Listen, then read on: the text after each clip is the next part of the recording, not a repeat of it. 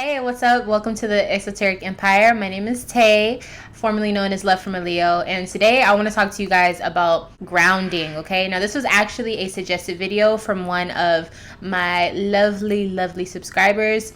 So shout out to you, girls. So I wanted to talk about grounding because I feel like this is something that's fundamental when it comes to spirituality. Not that everyone has the same ways of achieving the grounding, energy or whatever, and I'll kind of give different outlooks on it. Now, I'm breaking it down between two different types of outlooks and perspectives of how to ground. So the first one will be the earthly way to ground yourself. So anything dealing with this realm, this earth. And the second method will have to do with the esoteric meaning behind grounding and how you can do this on an internal level, okay? So that if you're looking to do it on a deeper level, it'll exude itself outwardly. So you kind of skip a step if you do it the internal way, you understand? Or you can do it both ways and, get maximum benefits. So let's go ahead and start off with the meaning of grounding. What is grounding? Grounding is essentially the method or the thoughts or the action of centering yourself in whatever circumstance that you are currently in. So if you want to think about it on a very literal term, grounding would be putting your feet in dirt and rooting yourself as a plant would. If you want to think about it on a really deep level, grounding is centering yourself and kind of having a spiritual compass of sorts to figure out if you're descending, if you're ascending, if you're going forward, or if you're going backwards in life. Okay, so grounding would be the center point of a compass. It's basically the gravity that keeps you within a dimension so that you're able to know if you're even making movements or not. Okay, so let's start off with the earthly aspects. So you can ground so many different ways on an earthly perspective. So the first way that is very common is rooting yourself in soil or any type of sand or something that is a natural substance that comes directly from the earth. So a lot of people will put their feet in sand. A lot of people, you've heard people say, oh, go hug your tree. It's simply doing things like that. So connecting with nature. You can do this by gardening. You can go to the beach. You can swim in water that's natural. I would say even it goes even as far as interacting with pets or anything that is of this nature or of this earth. I feel like a lot of people don't talk about the actual meaning of grounding, which means coming back down, rooting yourself in something. So yes, you can put your feet in dirt, or you can go, do whatever you want to do in soil. You can have a garden, you can do all of that. But people forget that eating food from earth also will ground you. So this is kind of funny. I don't even know if I should be saying this, but if you ever smoked weed before and you've gotten like super high and you get the munchies, my theory on that is that you've gotten to a certain level on a dimensional frequency that your body's like, oh, okay, maybe it's time to come back down to earth, because usually it happens like once you're about to finish smoking or whatever, or once you've been high for a while. So the actual aspect of being high is being above the ground, right? So what you do is your body tells you, hey, let's go eat some food. Let's go eat a lot of food. And a lot of people eat junk food because it's like a drastic way to bring yourself back down. Now, granted, there could be so many scientific reasons of why this happens, but I personally believe that eating is a huge way to ground yourself, to the point where if you think of animals that are associated with being greedy, this means they eat lots of food, or they eat lots of things. So they're slower in their movements, they're heavier, meaning that they're weighted down, which would correlate with grounding, right? So it's anything that you do too much of can turn bad. So I'm not saying you should just be overeating to ground yourself, but what I am saying is that when you are trying to connect with earth, or if you want to ground in a way that feels fun or just feels good to you, you can do this by eating lots of fruits, eating things that make you feel energized after you finish eating it. So for example, like I said, fruits. I feel like for some reason I want to say pineapples. I feel like that's a beautiful way to ground yourself.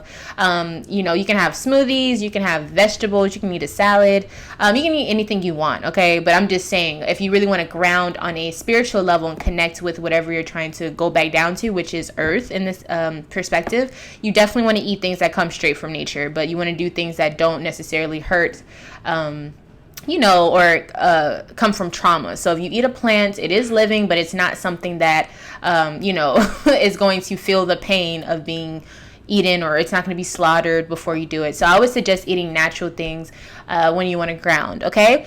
So hopefully that makes a lot of sense for you in terms of grounding on an earthly perspective. Now I want to move into the esoteric version of this. So when you're thinking of esoteric grounding, where you're thinking of internal grounding, the first thing that I want to stress is chakras. Okay, so when you're thinking about chakras, and chakras really are just, we are just, if you think about humans, we are life within life. So within us, there are energy vortexes, if you want to call them, that are chakras, and the main ones are 7. We have more than that, but the main ones that you talk about when talking about just the basic human is 7 chakras. So if you think about the beginning source of it, the bottom is the root. And that's what, grounding is all about. Kind of sturdying yourself, making yourself steady, grounding yourself, rooting yourself into the circumstance that you are in. So if you are being esoterically inclined or spiritually inclined to try to ground yourself, you want to go to the base part of you, the rawest part of you, the not so up here in the ethers, and not the ethereal part of you, but the more human, basic, intuitive, instinctual side of you. So the first chakra would be the root chakra. I kind of feel like you can move into the sacral chakra and even the solar plexus chakra, but we're going to just focus on the root chakra. Now, if you look at the word roots, it literally is the word root, meaning how we connect to the ground, how we connect to the things that are, beneath us, that surround us as an earth. So when you think about that, you really are talking about the part of you that makes you feel safe, that provides security, that provides shelter, because that's what earth is for us. So when you think about the root chakra, you can think about that as earth, as standing on earth, being born here on earth. That is what your root chakra basically implies to you. So anything that makes you feel, safe, stable is a really big thing about it. Now your root chakra, not so much as the sacral chakra, but your root chakra is intertwined with that sexual energy, just being humans, because sex really just means creating new energy, offspringing that, and combining different types of energies. Now, obviously in modern days and just, in time in general, humans have made it into something way different. But when you're thinking about sex on a spiritual level, it's really combining energies and creating this, different offspring of sorts, different mentalities, if you will, of what you feel internally. So when you think about that on a broader scale, when we're thinking of esoteric things, when it comes to grounding, it's all about feeling. It's all about it's almost like if you want to connect to yourself, on a grounding basis.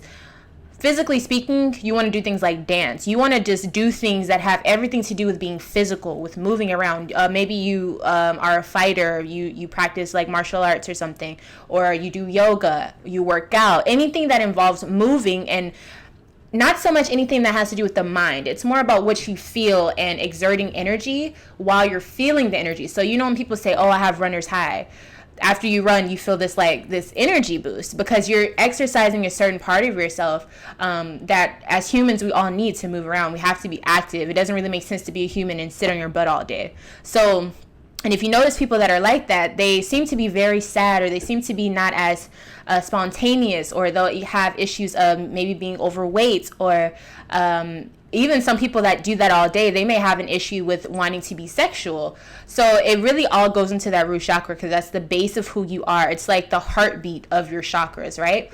And so obviously you don't want to just focus on one chakra. You want to focus on all of them. But if you really want to get to grounding and centering yourself, so you can start, because you cannot really get to the top or any of your other chakras until you start from the bottom up. Okay, so it's like an elevator. So if you want to start from, not opening your chakras, but if you want to get your chakras to its fullest capacity, if your chakras are like this and you're trying to make it like this, or like the size of this moon here, you want to really make sure that you're starting from the bottom to the top. And it goes as deep as just having good posture. But really, truly speaking, your root chakra is where you want to get back in tune with yourself. Now, not in an egotistical way, but literally just being a human. So are you working out? Are you eating correctly? Are you being out in nature? Are you soaking in the sun, depending on what type of human that you are? Are you doing things that generally stimulate you to be active and to be sexual, not in a weird way, but just being in tune with who you are as a male or female. And so many people will notice that whenever you work out or you're taking care of yourself, you feel that you look better. Now, you can have the same face, but when you really are taking care of yourself, you feel like a different person. It's a whole new energy. You know what I'm talking about? So that's basically what grounding is on an esoteric level. It's like starting that first level of understanding your avatar within a game. So if you're playing a game, the best way I can explain it is looking at like what the computer gave you and being like, I want to fix this and that. I want to like look at the traits and see like, who this, like what strengths that they have, what weaknesses that they have, and things like that. So you really want to look at it from a very basic primal level of who you are. And that goes into ancestry. That can go into, like who you are genetically, where you're from right now, who your, ancestors are.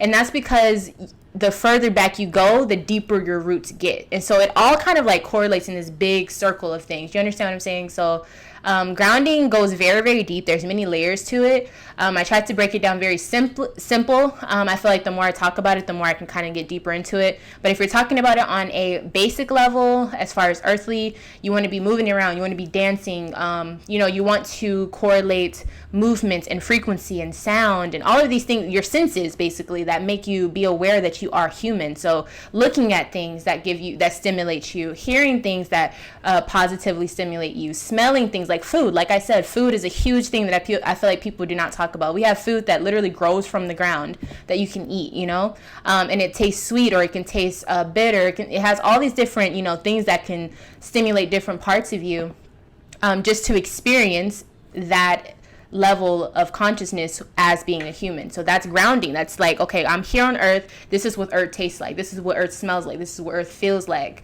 literally speaking, and then on an esoteric level, on an internal level, you want to look at your root chakra as being, the base, the root of grounding yourself. That's where you start. It's not where you finish. It's not the end all be all, but it is very important to be intact with that, because that is going to really elevate you, especially when you start to get to the sacral and the root chakra and things like that.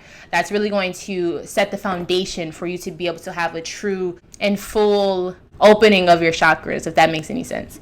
So yeah, I hope that helped you. I know this was kind of all over the place. I was kind of just going based off of what I know from experience and how I can, basically help you with grounding yourself. Now, there are certain crystals or stones that I would recommend, like off the top of my head, hematite, mookaite is a great one if you're trying to get into who you are as a human as far as ancestors.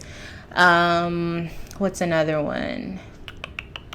I would say malachite, because it makes you want to get up and move around.